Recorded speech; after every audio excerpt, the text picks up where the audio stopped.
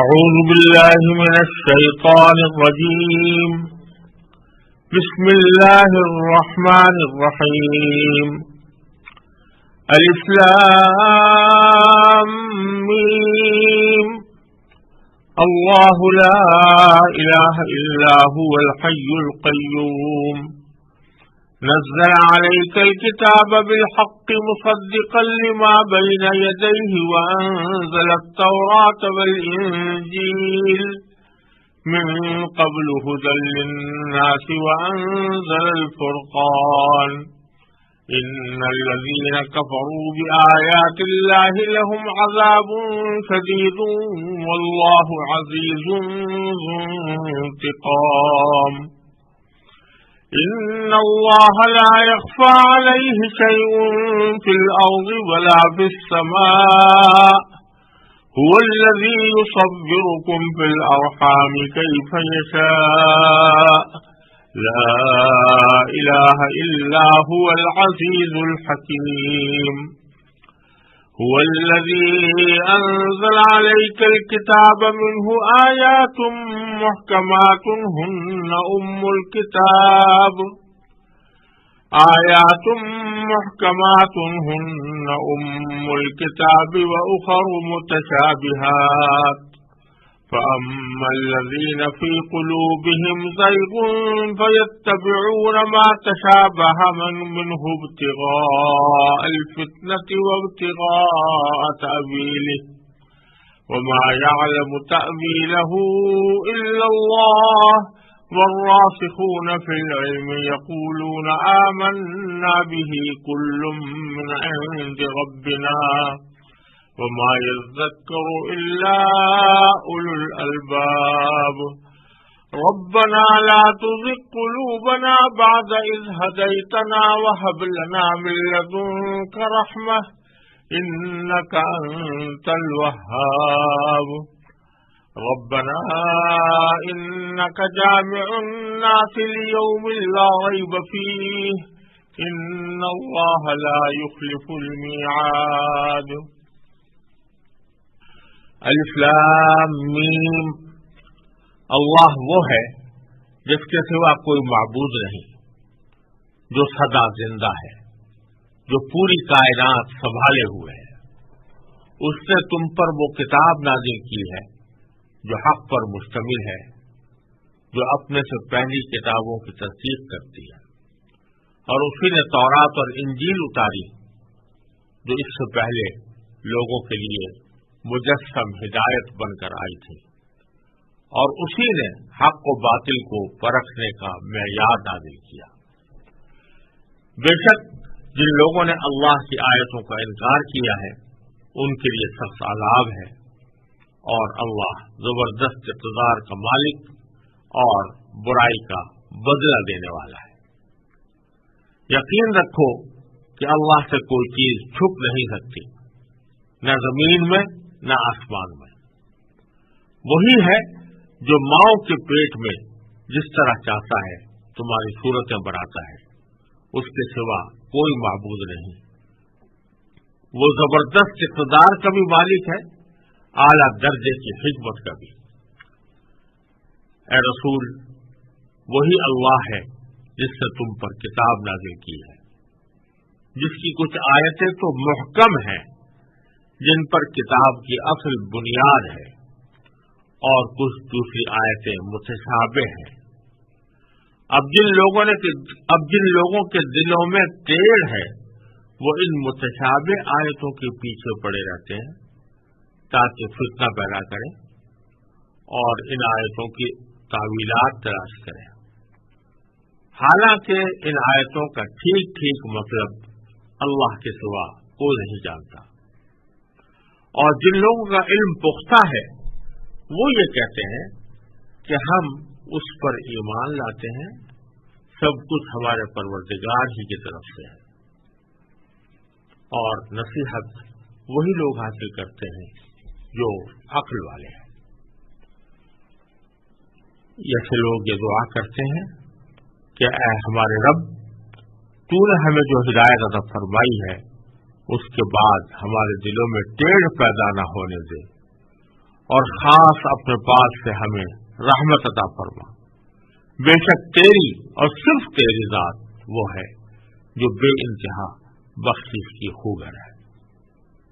ہمارے پروردگار تو تمام انسانوں کو ایک ایسے دن جمع کرنے والا ہے جس کے آنے میں کوئی شک نہیں. بے شک اللہ اپنے وعدے کی خلاف ورزی نہیں کرتا.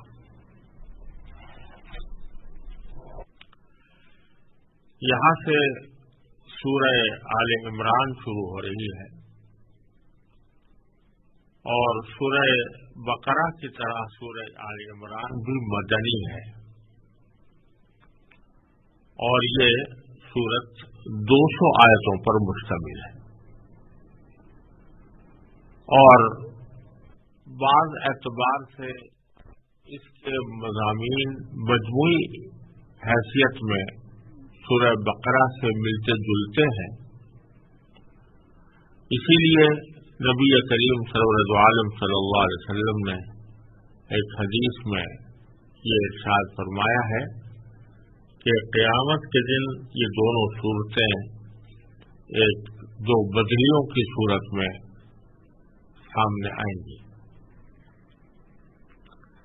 اس صورت کا نام جو آل عمران رکھا گیا ہے اس کی وجہ یہ ہے کہ عمران حضرت مریم علیہ السلام کے والد کا نام تھا اور آل عمران کا مطلب ہوا عمران کا خاندان.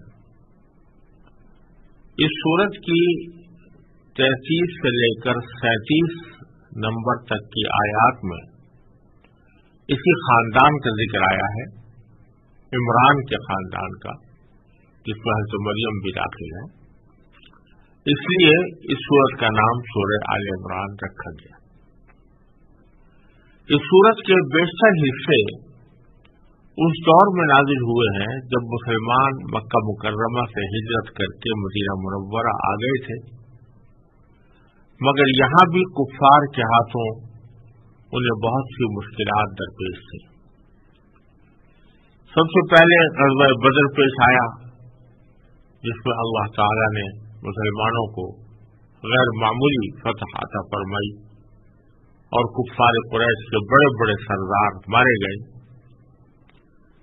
اس شکست کا بدلہ لینے کے لیے اگلے سال مکہ مکرمہ کے مشرکین نے مدینہ منورہ پر حملہ کیا اور غزوہ احد پیش آیا جس میں مسلمانوں کو خود اپنی کچھ بے تدبیریوں کی بنا پر عارضی پسپائی بھی اختیار کرنی پڑی اور پھر بعد میں اللہ تعالی نے اس پسپائی کا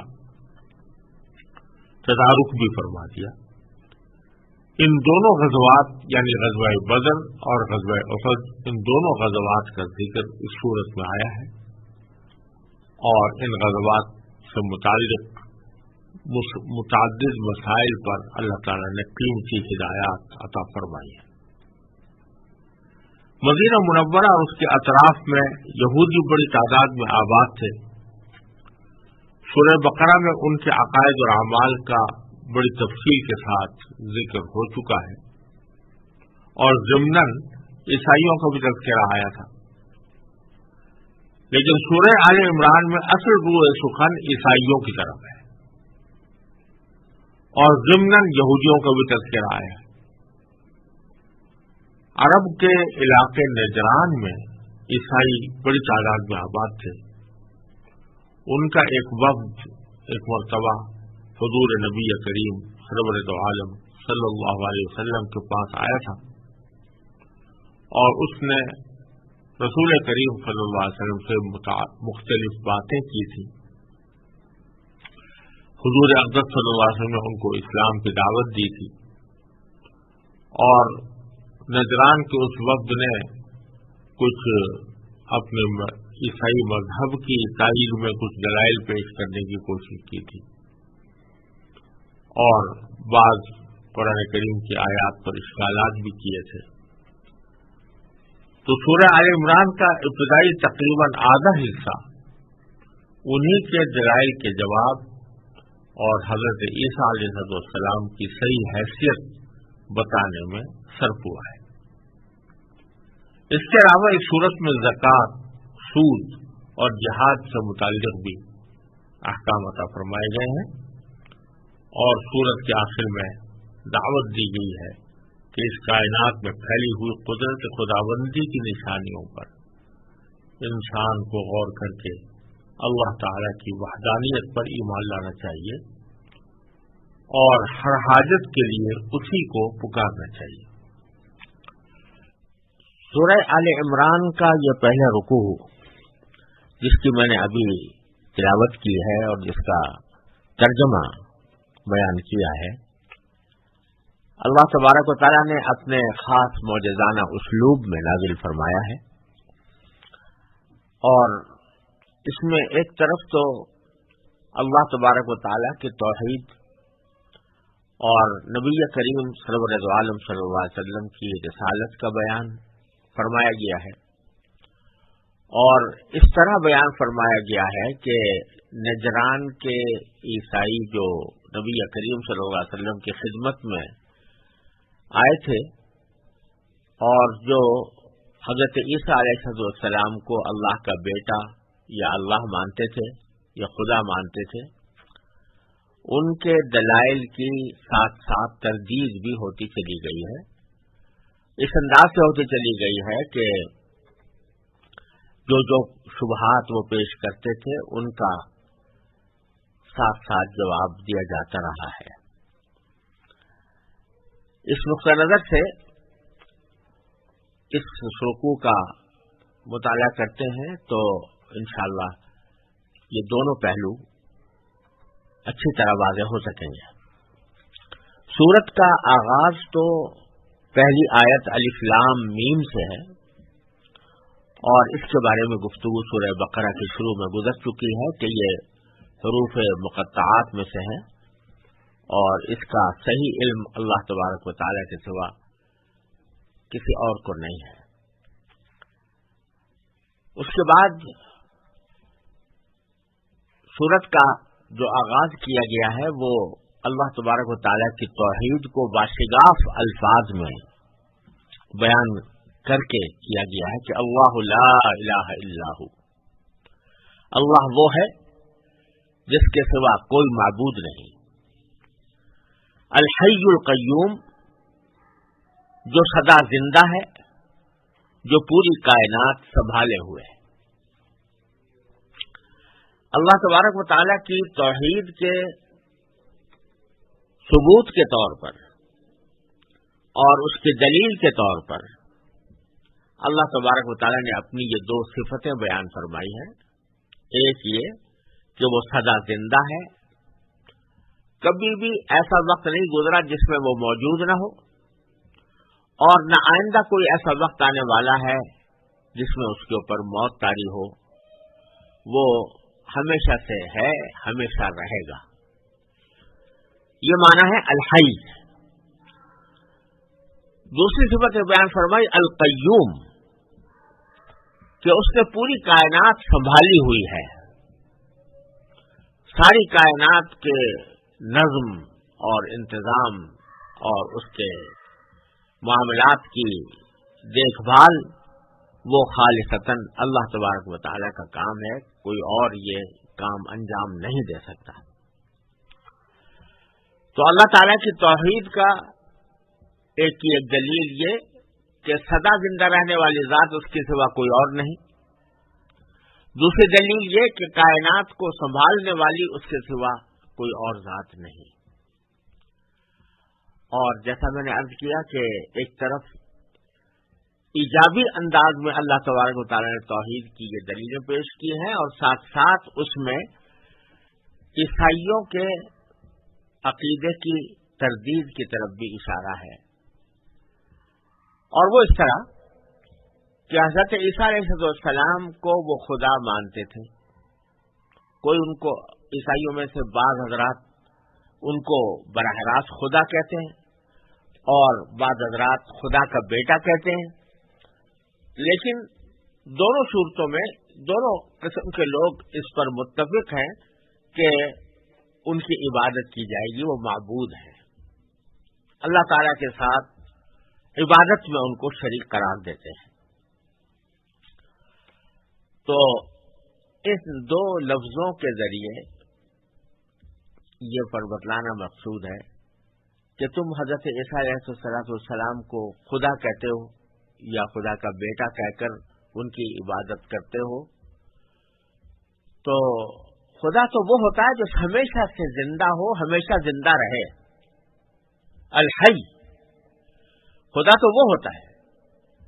اور عیسیٰ علیہ السلام کے بارے میں آپ خود مانتے ہو کہ ان کو موت طاری ہو گئی تھی،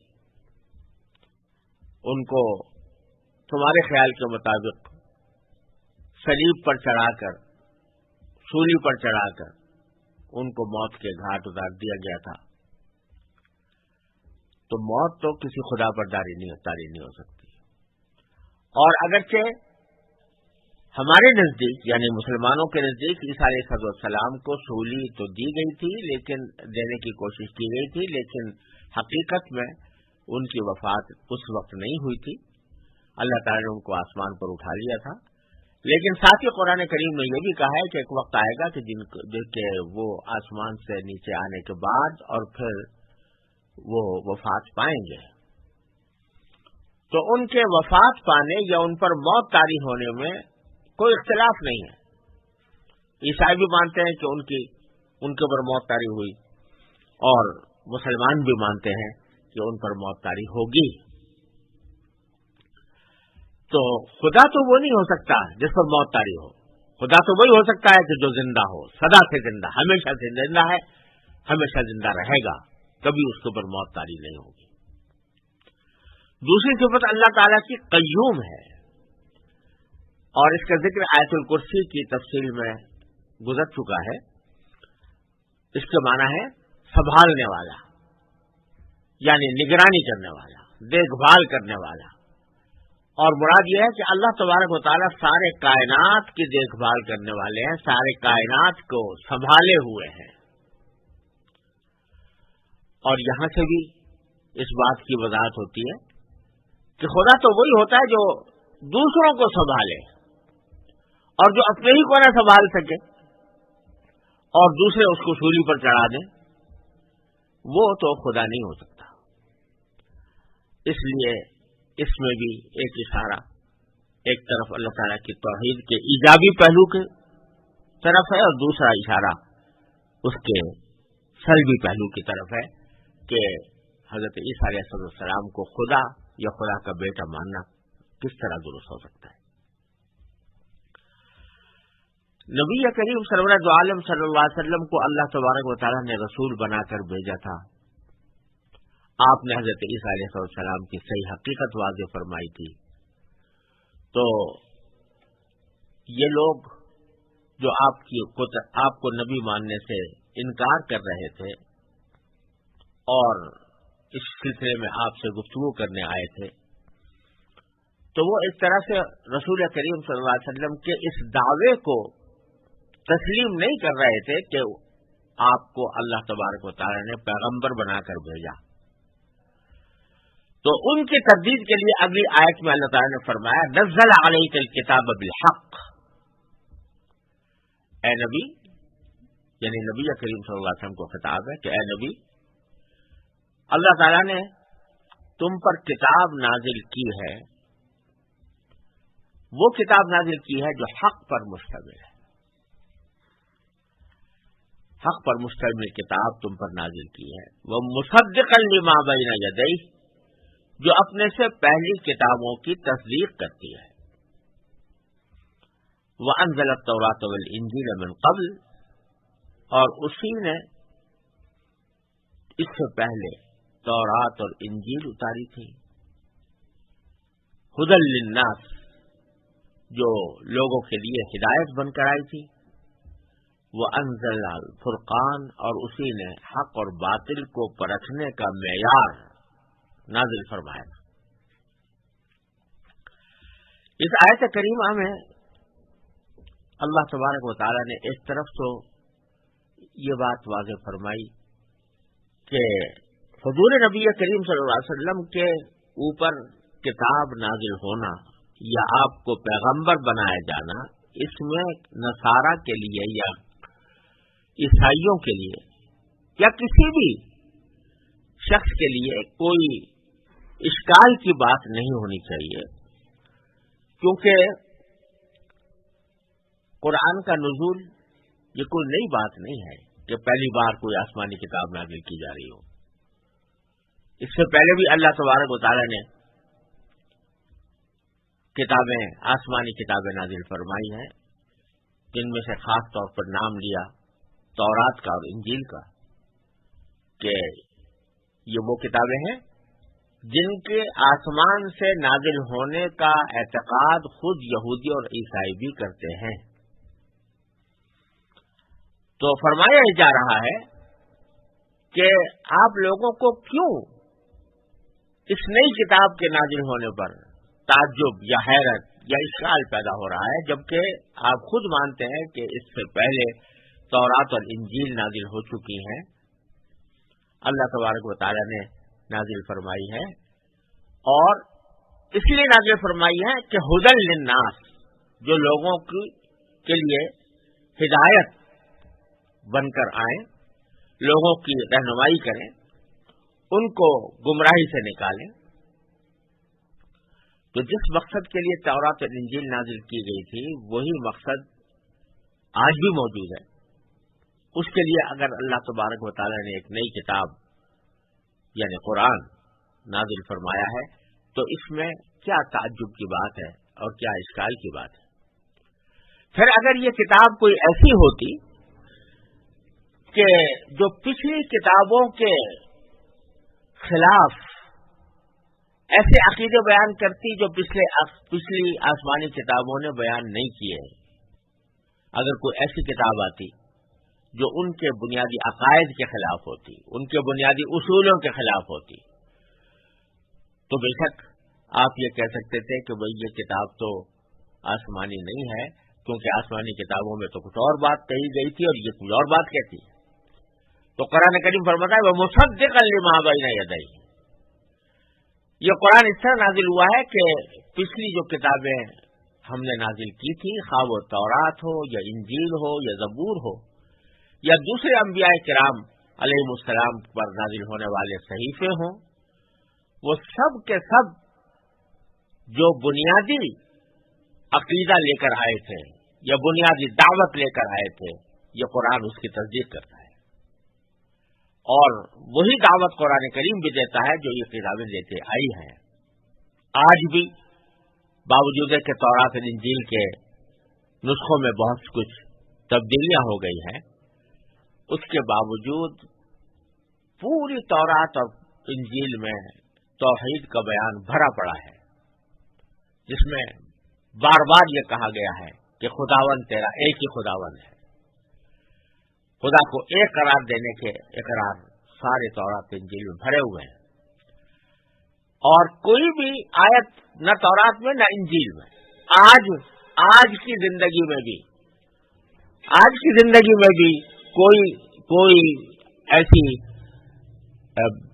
آیت موجود نہیں ہے آج کی تورات میں، آج کی انجیل میں، آج کے نسخوں میں، جس میں بہت سی تبدیلیاں کر دی گئی ہیں، بہت سے اضافے بھی ہوئے ہیں۔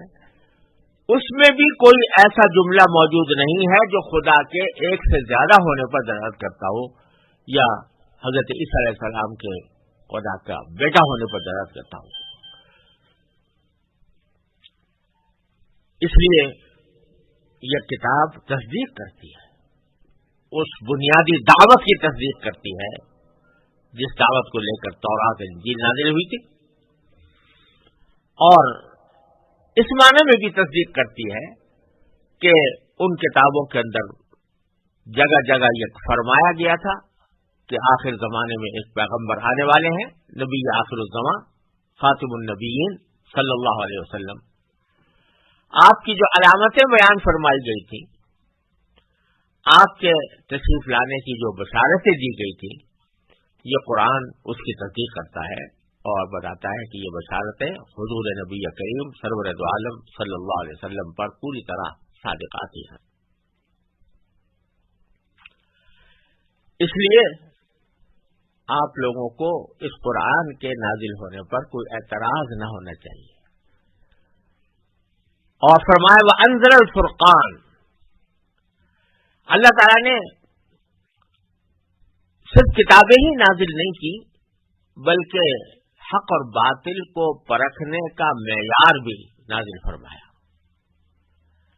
یعنی جب بھی ہم نے کوئی آسمانی کتاب بھیجی تو اس کے ساتھ کچھ ایسے معجزے یا ایسے دلائل لوگوں کے سامنے ہم نے نازل کیے ہیں جن سے وہ پہچان سکیں کہ یہ واقعی اللہ تعالیٰ کی کتاب ہے. حضرت موسیٰ علیہ السلام کو تورات عطا فرمائی گئی تو اس میں حضرت موسیٰ علیہ السلام کو معجزے کے طور پر بہت سی علامتیں عطا فرمائی گئی جس کا ذکر قرآن کریم میں جگہ جگہ آیا ہے. تورات اس طرح عطا فرمائی گئی کہ تختیوں کی شکل میں اللہ تبارک و تعالیٰ نے تورات موسیٰ علیہ السلام کو عطا فرمائی. حضرت عیسیٰ علیہ السلام کو انجیل عطا فرمائی تو ان کے ساتھ ساتھ ان کو بہت سے معجزے دیے جس معجزوں کے ذریعے وہ یہ لوگوں پر واضح کر سکیں کہ ان کو اللہ تعالیٰ نے بھیجا ہے، وہ اللہ تعالیٰ کے پیغمبر ہیں، لہذا ان کے اوپر نازل ہونے والی کتاب اللہ کی آسمانی کتاب ہے. اسی طرح نبی کریم سرور دو عالم محمد مصطفیٰ صلی اللہ علیہ وسلم پر جب کتاب نازل کی گئی تو آپ کو بہت سے معجزات سے سرفراز فرمایا گیا.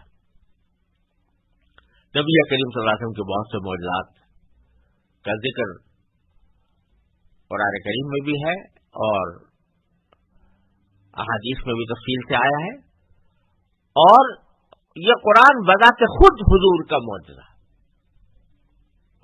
جس کا ذکر پہلے آ چکا ہے کہ بار بار کے چیلنج کے باوجود کوئی اس کی مثال بنا کر نہیں لا سکا.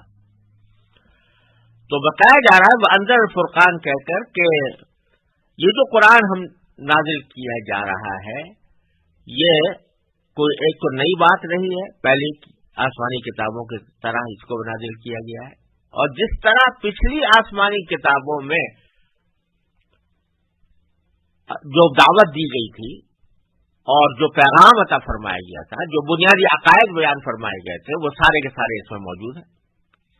تیسری بات یہ کہ ان کتابوں کے آسمانی ہونے کا جو ثبوت اور حق و باطل کو پرکھنے کا جو معیار ان کے ساتھ نازل کیا گیا تھا وہی قرآن کریم کے ساتھ بھی موجود ہے. لہذا اس میں نہ کوئی اچنبے کی بات ہے، نہ کوئی اعتراض کی بات ہے، اور نہ اس کے آسمانی کتاب ہونے میں کوئی شبہ ہونا چاہیے.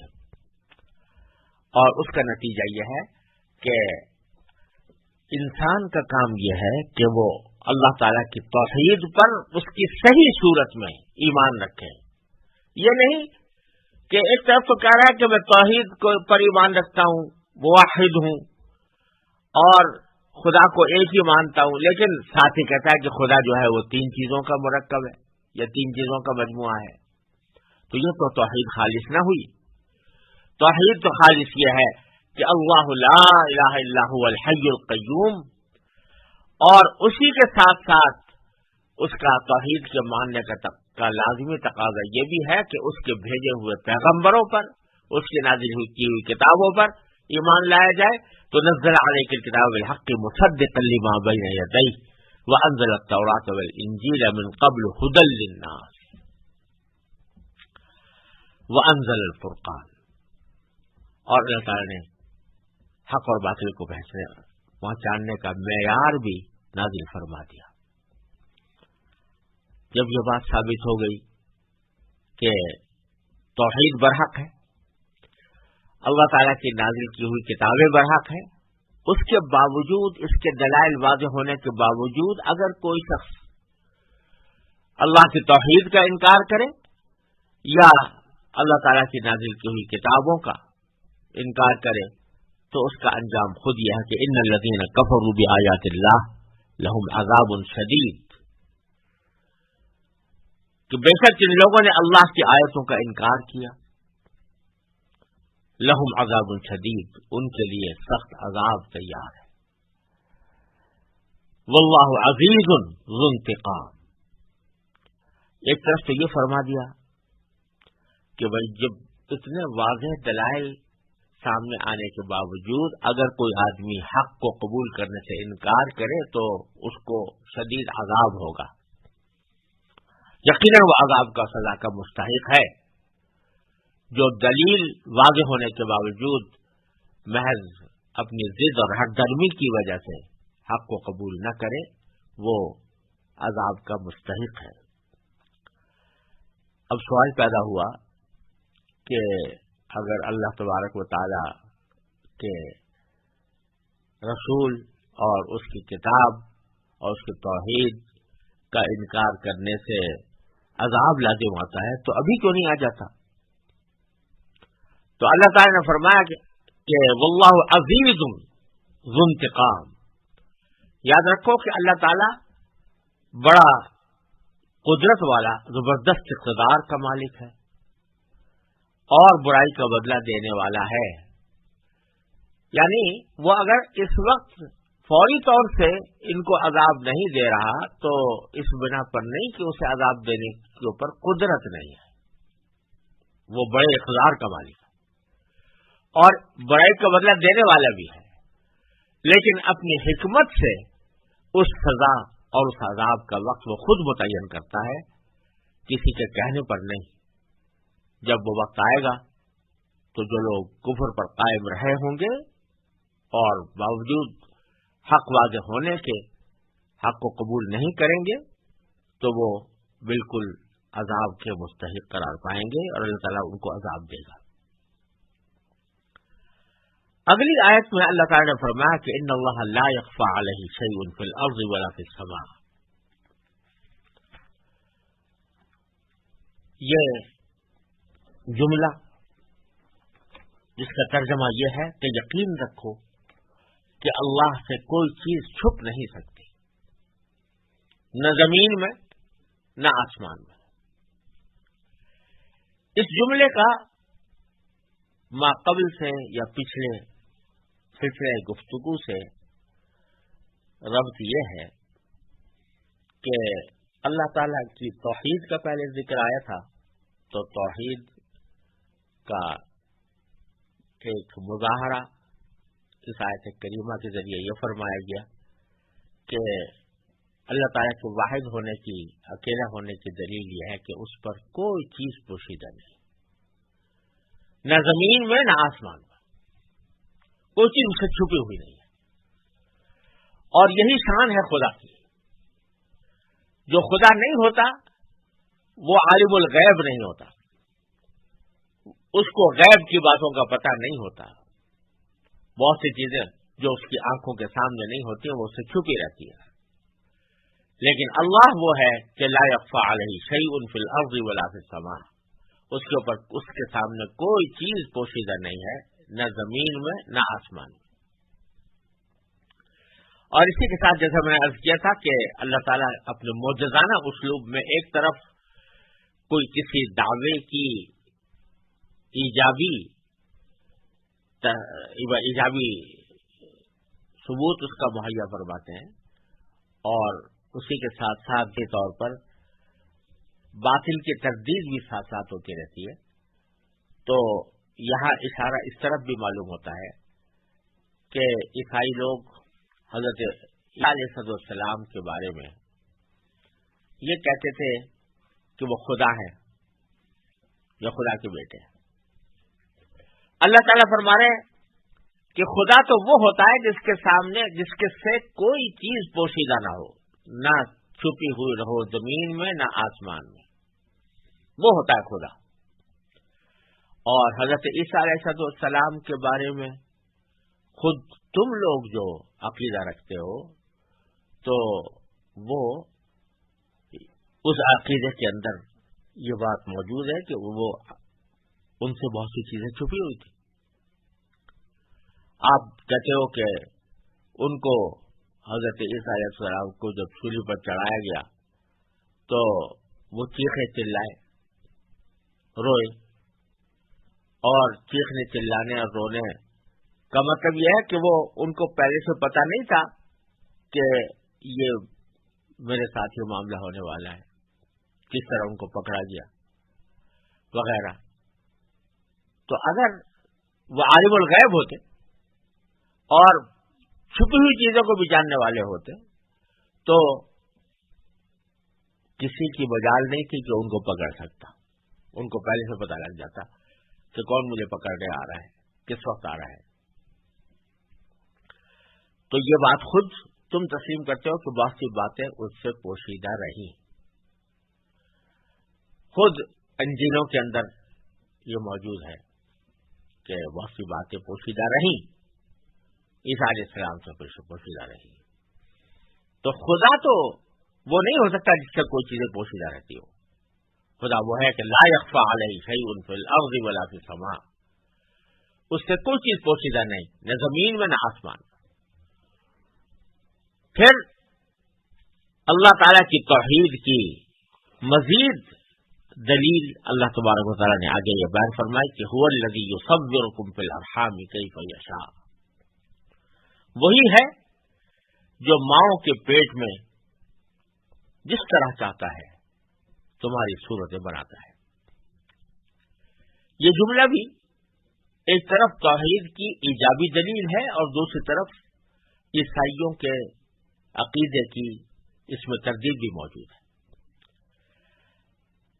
توحید کی دلیل تو اس طرح کہ اگر انسان اپنی پیدائش کے مختلف مراحل پر غور کرے کہ وہ ماں کے پیٹ میں کس طرح پرورش پاتا ہے اور کس طرح اس کی صورت دوسرے اربوں انسانوں سے بالکل الگ بنتی ہے کہ کبھی دو آدمی 100% ایک جیسے نہیں ہوا کرتے.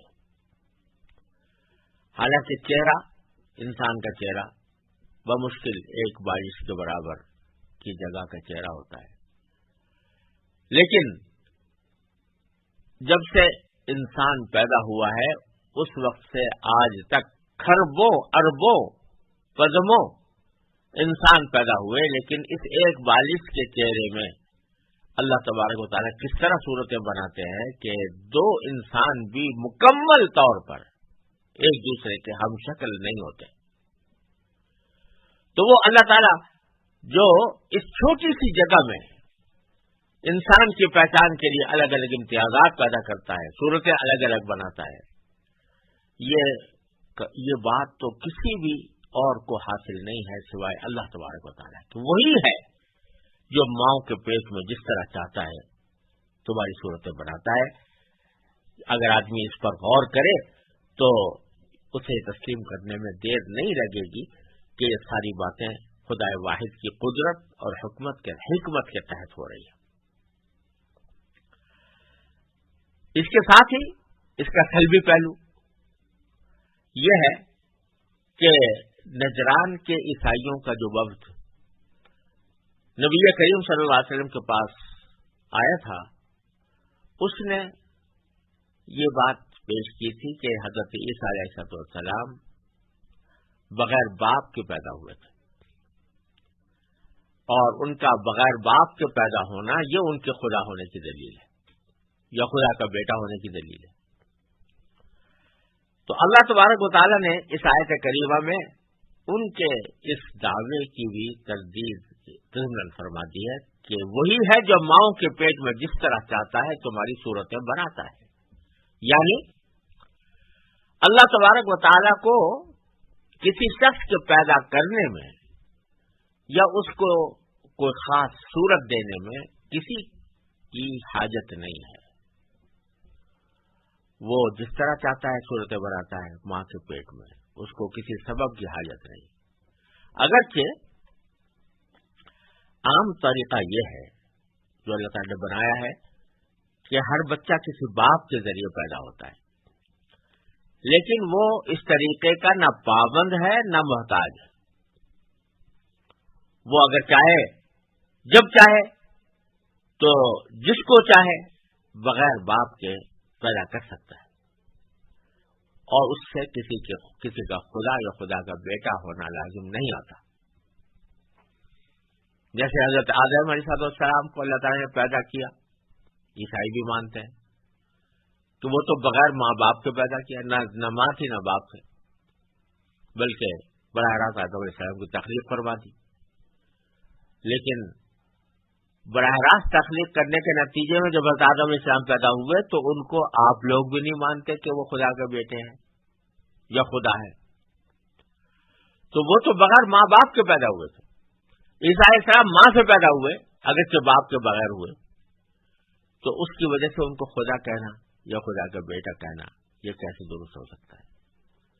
تو اللہ تبارک و تعالیٰ تو جس طرح چاہتا ہے ماؤں کے پیٹ میں بند انسانوں کی صورت گری کرتا ہے، صورت بنا دیتا ہے، جس طرح چاہتا ہے بناتا ہے. وہ اگر چاہے تو باپ اور ماں کے ملاپ سے بیٹا پیدا کر دے، اور اگر چاہے تو ماں باپ کے واسطے کے بغیر پیدا کر دے، اس کو کوئی روکنے والا نہیں. تو اس لیے حضرت عیسیٰ علیہ السلام کو اگر اس نے اپنی حکمت سے بغیر باپ کے پیدا فرمایا تو اس سے یہ لازم نہیں آتا کہ جو پیدا ہوا ہے وہ خدا بن گیا یا خدائی کے میں اس کا شریک بن گیا یا خدا کا بیٹا بن گیا. ان سب باتوں کا نتیجے میں کیا ہوا کہ لا الہ الا هو العزیز الحکیم. معنی یہ کہ اس کے پاس سوا کوئی معبود نہیں، وہ زبردست اقتدار کا بھی مالک ہے، اعلیٰ درجے کی حکمت کا بھی. اللہ تبارک و تعالی نے سارے دلائل بیان کرنے کے بعد اور شبہات کو دور کرنے کے بعد اور دلائل مخالف دلائل کی تردید کرنے کے بعد پھر اس حقیقت کا اظہار فرمایا جو ایک منطقی نتیجہ ہونا چاہیے ان دلائل کے سمجھ لینے کا، اور وہ یہ کہ اللہ کے سوا کوئی معبود نہیں اور وہ بڑے زبردست اقتدار کا بھی مالک ہے، اعلیٰ درجے کی حکمت کا بھی مالک ہے. اس کے بعد اسی رکوع میں اگلی آیت آ رہی ہے، هو الذی انزل علیک الکتاب منہ آیات محکمات ہن ام الکتاب واخر متشابہات. اس آیت کو سمجھنے کے لیے تھوڑی سی تفصیل کی ضرورت ہے، کیونکہ یہ بڑی اصولی ہدایت پر مشتمل ہے اور عیسائیوں کے دلائل کی تردید کے ساتھ ساتھ مسلمانوں کو بھی اور ہر اس شخص کو جو قرآن کریم پڑھتا ہو یا پڑھنے کی کوشش کرتا ہو یا اس کو سمجھنے کی کوشش کرتا ہو، بڑی عظیم ہدایت کا سامان اللہ تعالیٰ نے اس آیت کے اندر فراہم فرمایا ہے. اس کو سمجھنے کے لیے پہلے اس حقیقت کا احساس ضروری ہے کہ اس کائنات میں بے شمار چیزیں ایسی ہیں جو انسان کی سمجھ سے بالاتر ہیں. انسان اپنی محدود عقل کے ذریعے یا حواس کے ذریعے وہ کچھ چیزیں تو سمجھ چکا ہے اور سمجھتا رہتا ہے، اس کے علم میں بھی اضافہ ہوتا رہتا ہے، سائنس ترقی کرتی رہتی ہے، اس کے ذریعے بہت ساری چیزیں معلوم ہوتی رہتی ہیں.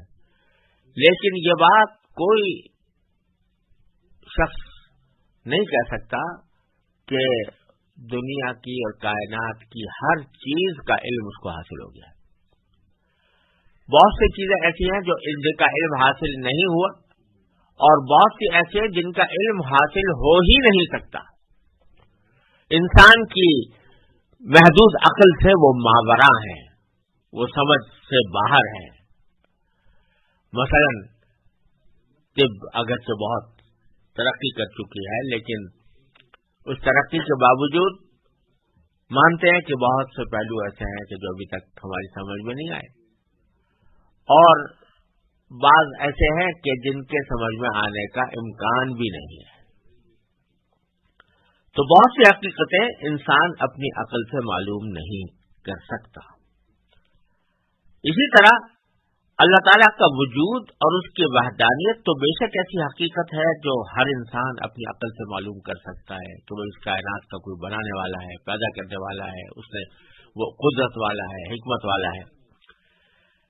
لیکن اس کی ذات اور صفات کی تفصیلات، اس ذات कैसी है वो ذات, उसकी जो सिफात है वो कैसी है।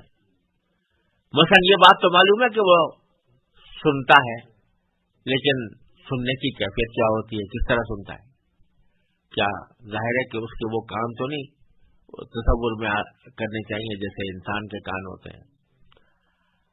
वो देखता है, लेकिन किस तरह देखता है, उस देखने की हकीकत क्या है, ये इंसान की महदूद अक्ल से मावरा बातें हैं और न इनका जानना इंसान के लिए कोई जरूरी है।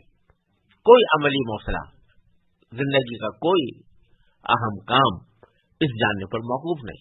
सिर्फ इतना जान ले आदमी कि अल्लाह ताला सुनता है, देखता है, बस काफी है। लेकिन किस तरह सुनता है, किस तरह देखता है, इस तफसील में जाने की इंसान को न हाजत है और न ये उसके समझने की बात है कि वो उसकी जाहिर है कि हम एक मखलूक है जो अल्लाह ताला की पैदा की हुई है। वो अल्लाह तबारक व तआला जो सारी कायनात को संभाले हुए है, किस तरह संभाले हुए है, कि क्या उसकी सिफात है, उसकी कुन्ह और उसकी हकीकत को इंसान समझने से कासिर होता है। तो यहां अल्लाह ताला की इन सिफात का जिक्र फरमाया गया है, तो उनसे अल्लाह ताला की कुदरत कामिला और हिकमत बालिगा जाहिर करना मकसूद है।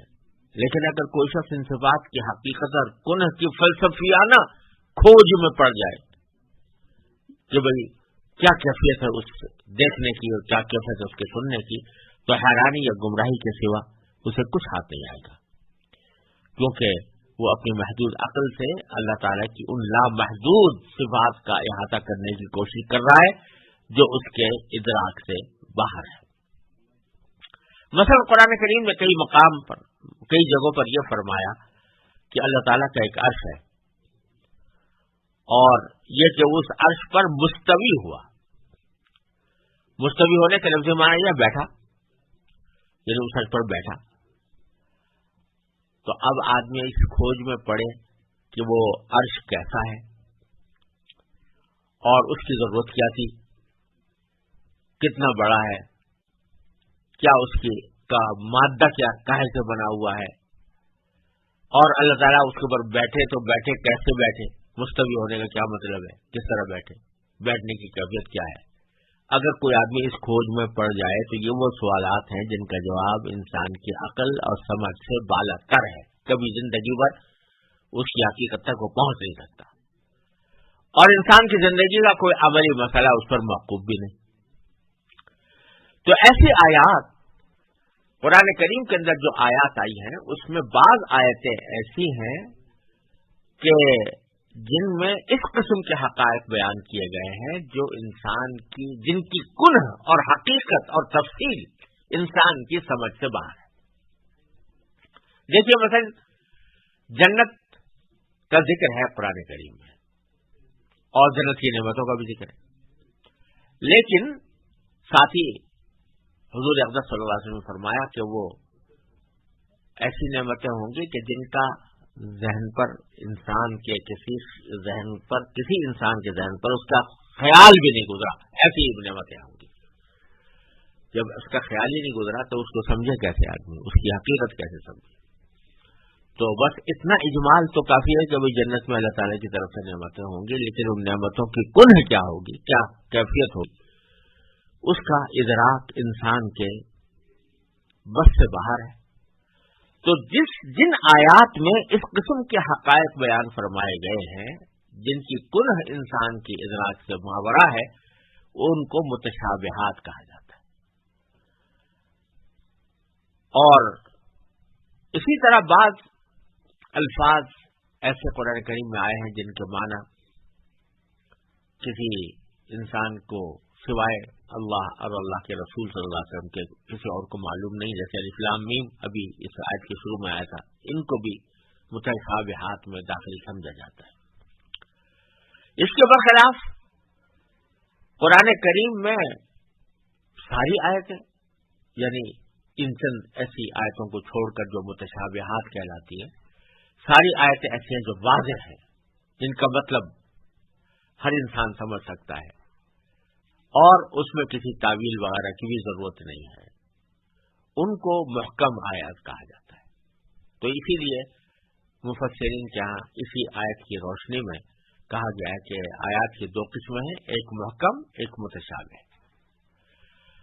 तो अल्लाह तबारक व तआला इस आयत करीमा में ये फरमा रहे हैं कि अल्लाह ताला ने जो आयतें नाजिल की हैं उसमें कुछ मुहकम भी हैं, कुछ मुतशाबिहात भी हैं। बल्कि यूं कहना ही चाहिए कि उसमें आयात मुहकमात ही ज्यादा है और मुतशाबिहात कम है। अब इंसान को ये चाहिए, एक सही बंदे को ये चाहिए कि जो कुरान करीम की मुहकम आयतें हैं उनकी तो पूरी पासदारी करे, उनको समझे, उन पर अमल करे, उनके तमाम अहकाम को दिल से माने भी और अपने जिंदगी में उनको अपनाए भी। अलबत्ता जो मुतशाबिह आयतें हैं, मुतशाबिहात हैं, यानी जिनकी हकीकत और जिनकी कुन्ह इंसान की समझ से बालातर है, जैसे अल्लाह ताला की सिफात की कुन्ह, कि अर्श पर अल्लाह ताला कैसे बैठा या नहीं बैठा, इस्तिवा का मतलब बैठने का है, तो क्या इस्तिवा के माना बैठने के हैं या कोई और माना है, या अगर इस्तिवा ही है तो वो किस किस्म का है। जो इंसान की समझ से बालातर बातें हैं उनके बारे में एक सही तर्ज अमल एक मोमिन का ये होना चाहिए कि जो कुछ अल्लाह ताला ने बयान फरमाया बरहक, लेकिन हम उसकी पूरी तरह समझ से कासिर हैं, लिहाजा उसके मामले को अल्लाह ही के हवाले करते हैं, उसकी खोज कुरेज में नहीं पड़ते। लेकिन जो लोग के टेढ़ रखते हैं उनका हाल यह कि मुहकमात की तो फिक्र नहीं करते और मुतशाबिहात की खोज कुरेज में पड़े रहते हैं। इसी किस्म का एक रवैया ईसाइयों ने, नजरान के ईसाइयों ने भी जाहिर किया था, जिनका जिक्र मैं पहले कर चुका हूं और जिनके बारे में ये सूरह आले इमरान का इब्तिदाई हिस्सा नाज़िल हुआ है। उन लोगों ने एक तरफ तो जब नबी करीम सल्लल्लाहु अलैहि वसल्लम ने तौहीद के दलाइल पेश फरमाए और ये बात वाज़ेह फरमाई कि भाई ईसा अलैहिस्सलाम अल्लाह ताला के बहुत मुकद्दस पैगंबर थे, लेकिन उनको खुदा मानना या खुदा का बेटा मानना किसी तरह भी दुरुस्त नहीं हो सकता, कोई भी अकली नकली दलील इसके ऊपर पेश नहीं की जा सकती। तो आखिर में उन्होंने ये कहा कि आप खुद मानते हैं कि कुरान करीम में हजरत ईसा अलैहिस्सलाम को कलिमतुल्लाह कहा गया या वरूहुम मिन्हु कहा गया है, कि अल्लाह ताला की रूह थे, वो या अल्लाह का कलिमा थे।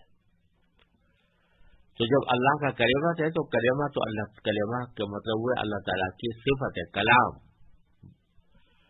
तो अल्लाह ताला की सिफत बने हुए, जब अल्लाह ताला की सिफत हुए तो अल्लाह हुए, क्योंकि सिफत जो है वो अल्लाह की ऐन ज़ात का हिस्सा होती है।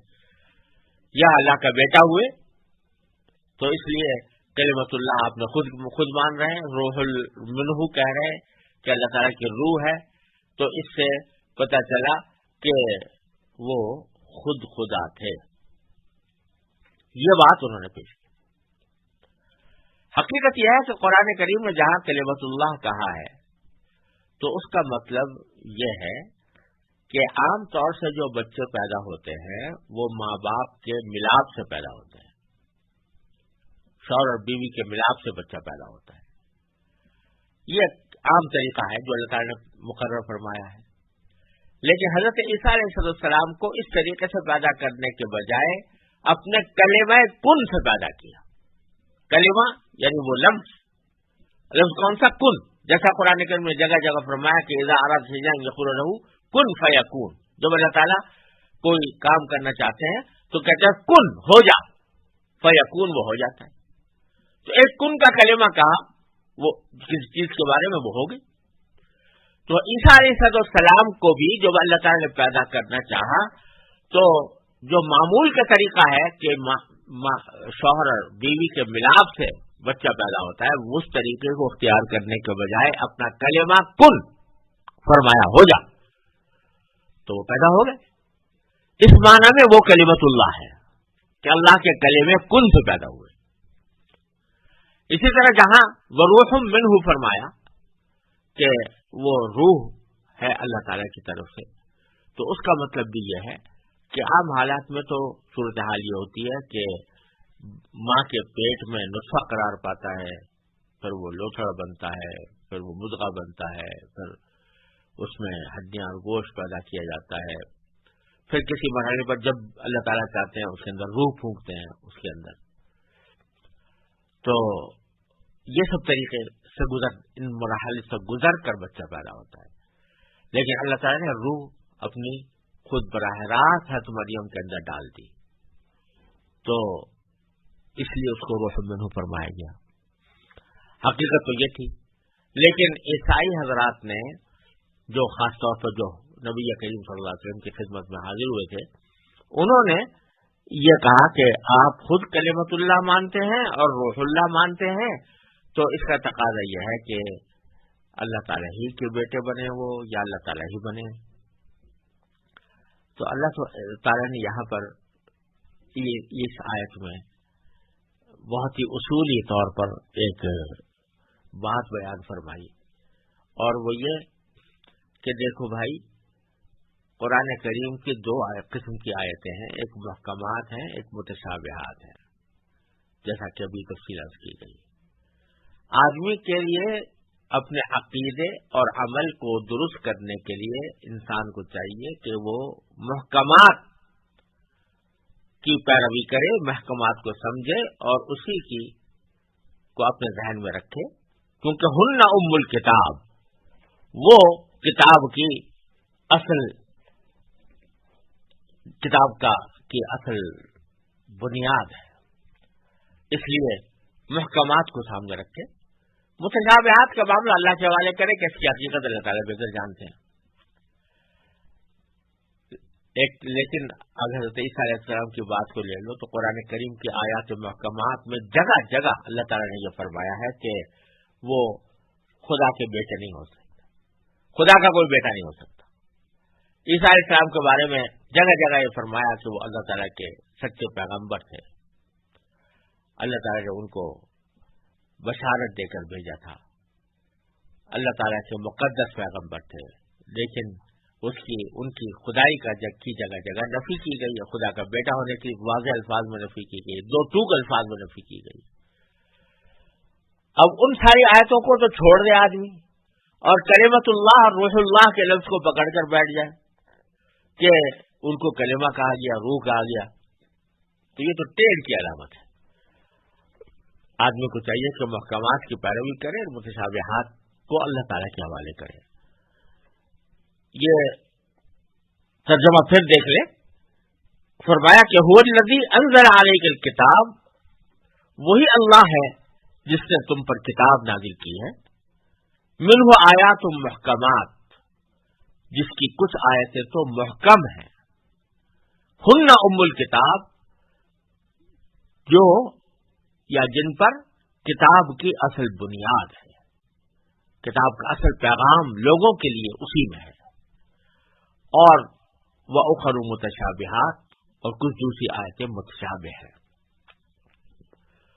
اور فَأَمَّا الَّذِينَ فِي قُلُوبِهِمْ زَيْغٌ، تو اب جن لوگوں کے دلوں میں ٹیڑھ ہے، فَيَتَّبِعُونَ مَا تَشَابَهَ مِنْهُ، وہ ان متشابہ آیتوں کے پیچھے پڑے رہتے ہیں،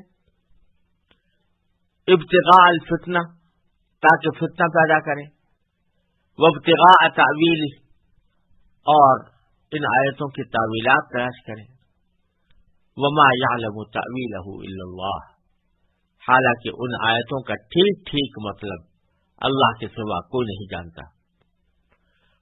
والراسخون فی العلم، اور جن لوگوں کا علم پختہ ہے، یقولون، وہ یہ کہتے ہیں کہ آمنا بھی، ہم اس مطلب پر ایمان لاتے ہیں جو اللہ کو معلوم ہے. کل من عند ربنا، سب کچھ ہمارے پروردگار ہی کی طرف سے ہے. اور وما یذکر الا اولو الالباب، اور نصیحت وہی لوگ حاصل کرتے ہیں جو عقل والے ہیں.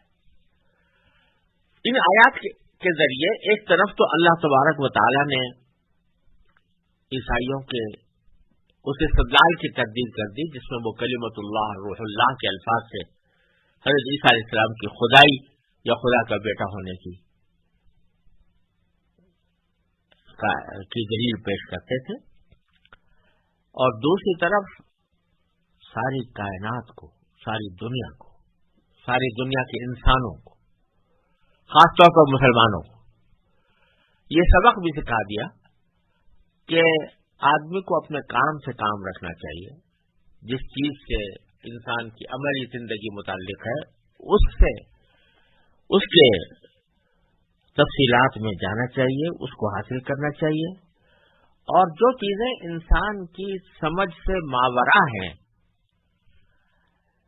اور نہ اس پر اور ان پر کوئی زندگی کا کوئی مسئلہ، عملی مسئلہ موقوف بھی نہیں، ان کی کھود کریز میں پڑنے کی کیا ضرورت ہے؟ اس میں خواہ وقت ضائع کرنا یہ کوئی مناسب بات نہیں ہے۔ یہ بہت بڑا سبق ہے جو ہمیں مل رہا ہے، اور وہ یہ کہ بعض اوقات ہم لوگ ایسی فضول بحثوں میں مبتلا ہو جاتے ہیں جن کا کوئی فائدہ نہ دنیا میں نہ آخرت میں، اور جو اصل کرنے کے کام ہیں وہ بھولے بیٹھے ہوتے ہیں۔ اب خاص طور سے ہمارے معاشروں میں بہت سے معاشرے ایسے ہیں کہ جہاں لوگوں کو نماز کے احکام کا پتہ نہیں، زکوٰۃ کے احکام کا پتہ نہیں، نکاح طلاق کے احکام کا پتہ نہیں ہے، وہ تو اس سے تو غافل ہے، لہذا نماز میں بعض اوقات نہیں ہو رہی یا غلط ہو رہی ہے، یا زکوٰۃ جیسے دینی چاہیے اس طرح نہیں دی جا رہی، شوہر بیوی کے حقوق جس طرح ادا ہونے چاہیے اس طرح ادا نہیں کیے جا رہے، یا آپس میں پڑوسیوں کے ساتھ معاملہ جیسا ہونا چاہیے، ماں باپ کے ساتھ جیسا ہونا چاہیے اس طرح نہیں ہو رہا۔ اس معاملے میں تو ناواقفیت ہے، جہالت ہے، اور ایسے بحثوں میں پڑے ہوئے ہیں جن کا کوئی تعلق نہیں، انسان کی زندگی سے کوئی تعلق نہیں، کہ مثلا اصحاب کہف کا جو کتے تھے، کتے کا رنگ کیسا تھا، وہ سفید تھا کہ کالا تھا، تو اور ان کی کل تعداد کیا تھی؟ خود قرآن کریم کہتا ہے سیقولون ثلاثۃ رابعہم کلبہم ویقولون خمسۃ سادسہم کلبہم، کوئی کہہ رہا ہے کہ 3 تھے اور چوتھا کتا تھا، کوئی 5 تھے اور چھٹا کتا تھا۔ تو اللہ تعالیٰ نے آگے پھر فرمایا کہ اس بحث میں پڑھنے کی ضرورت نہیں، کسی سے پوچھنے کی ضرورت نہیں۔ کیوں؟ اس لیے کہ اس سے تمہارے کیا مسئلہ متعلق ہے، تمہارا کیا فائدہ تمہیں اگر پتہ چل جائے کہ صاحب کہف کل کتنے تھے، ان کا کتا جو ہے کالا تھا یا سفید تھا، کیا نتیجہ نکلا، کیا فائدہ ہوا؟ اسی طرح لوگ بعض اوقات پچھلے جو دنیا سے جا چکے ان کے بارے میں اس کھوج کو پڑے رہتے ہیں کہ وہ جنتی ہیں کہ جہنمی ہیں۔ ارے بھائی تم کون ہو اس کی جنتی جہنم ہونے کا فیصلہ کرنے والے؟ اس کا جو کچھ معاملہ ہے اللہ تعالیٰ کے حوالے ہے، اس کو یہ کہنا کہ وہ اس کی بخشش ہوگی کہ نہیں ہوگی، بھائی بخشش کرنے والا بخشش کیا کرنا چاہے گا کر دے گا، بخشش نہیں کرنا چاہے گا نہیں کرے گا۔ تم اپنی فکر کرو تمہاری بخشش ہوگی کہ نہیں ہوگی، اور تم جو عملی زندگی کے مسائل ہیں ان کے اندر اس میں متعلق ہو جاؤ۔ تو بہت سے لوگ جو عملی زندگی کے مسائل ہیں ان سے غافل رہ کر وہ اس قسم کی فضول بحثوں میں پڑے رہتے ہیں، تو اللہ تعالیٰ نے فرمایا کہ یہ دلوں کے ٹیڑھ کی علامت ہے، یا انسان کے اگر انسان کے اندر عقل صحیح ہو اور سمجھ صحیح ہو اور سیدھے راستے کی ہو تو کبھی اس قسم کے غلط حرکت میں مبتلا نہیں ہوگا۔ چنانچہ فرمایا کہ جو علم رکھنے والے ہیں، علم میں پختگی رکھنے والے ہیں، راسخون فی العلم ہے، وہ تو اس قسم کی آیات کے بارے میں کہتے ہیں بھئی ہم ایمان لے آئے، آمنا بھی ایمان لاتے ہیں۔ یہ جو قرآن نے کہا کہ رحمان عرش پر مستوی ہوا، اس پر ایمان لاتے ہیں، لیکن اس کی کنہ کیا ہے، اس کی حقیقت کیا ہے، کس طرح مستوی ہوا، یہ ہم اللہ پر چھوڑتے ہیں۔ کل من عند ربنا وما یذکر الا اولو الالباب۔ پھر اس کے بعد اللہ تبارک و تعالی نے دعا سکھائی ہے کہ یہ وہ دعا ہے جو پختہ علم رکھنے والے مانگتے ہیں۔ کیا مانگتے ہیں؟ ربنا لا تزغ قلوبنا بعد اذ ہدیتنا، اے ہمارے پروردگار، اے ہمارے پروردگار، تو نے ہمیں جو ہدایت عطا فرمائی ہے اس کے بعد ہمارے دلوں میں ٹیڑھ پیدا نہ ہونے دے۔ یعنی جو علم رکھنے والے ہیں، پختہ علم رکھنے والے ہیں، وہ بھی اس بات سے سہمے رہتے ہیں کہ کہیں کسی وقت ہماری عقل الٹی نہ ہو جائے، مت الٹی نہ ہو جائے اور ہمارے دلوں میں ٹیڑھ پیدا نہ ہو جائے، کیونکہ یہ واقعات پیش آتے رہتے ہیں کہ آدمی اچھا خاصا ہے، ٹھیک ٹھاک چل رہا ہے، ٹھیک ٹھاک زندگی گزار رہا ہے، اللہ بچائے اچانک اس کی عقل ٹیڑھی ہوتی ہے اور وہ غلط کاموں میں پڑ جاتا ہے۔ تو یہ دعا بھی سکھا دی اللہ تعالیٰ نے کہ یہ جو اہل علم ہے، راسخین فی العلم ہے، جن کے علم پختہ ہے، وہ یہ پروردگار سے دعا مانگتے ہیں، ربنا لا تزغ قلوبنا بعد اذ ہدیتنا وہب لنا من لدنک رحمہ، اور اے پروردگار ہمیں خاص اپنی پاس سے ہمیں رحمت عطا فرما، انک انت الوہاب، بے شک تیری اور صرف تیری ذات وہ ہے جو بے انتہا بخشش کی خوگر ہے، لہذا یہ دعا مانگتے رہو۔ یعنی جو لوگ الحمدللہ سیدھے راستے پر ہے، ان کی عقل بھی صحیح ہے، ان کا عمل بھی درست ہے، ان کو بھی یہ چاہیے کہ اللہ تبارک و تعالی سے پناہ مانگتے رہیں کہ کسی وقت گمراہی میں مبتلا نہ ہو جائے، کسی وقت ہمارے دلوں میں ٹیڑھ نہ پیدا ہو جائے، اور بجائے اپنے علم پر گھمنڈ رکھنے کے، بجائے اپنے علم پر تکبر کرنے کے کہ ہمیں یہ علم حاصل ہے، ہمارا علم پختہ ہے، اس کے بجائے یہ سمجھنا چاہیے کہ جو کچھ علم ہے وہ اللہ جلالہ کی عطا ہے، اور اگر اللہ تعالیٰ کی توفیق شامل حال نہ ہو تو اچھے اچھے عقل والے بھی ٹیڑھی راستے پر ٹیڑھی عقل کے مظاہرے کرنا شروع کر دیتے ہیں، ٹیڑھے راستے پر پڑ جاتے ہیں۔ لہذا اللہ تعالیٰ سے ہر وقت مانگتے رہنا چاہیے کہ ہمیں اس ٹیڑھ سے بچائے۔ ربنا لا تزغ قلوبنا بعد اذ ہدیتنا وہب لنا من لدنک رحمہ انک انت الوہاب ربنا انک جامع الناس لیوم لا ریب فیہ، اے ہمارے پروردگار تو تمام انسانوں کو کیسے دن جمع کرنے والا ہے جس کے آنے میں کوئی شک نہیں۔ ان اللہ لا یخلف المیعاد، بے شک اللہ اپنے وعدے کی خلاف ورزی نہیں کرتا۔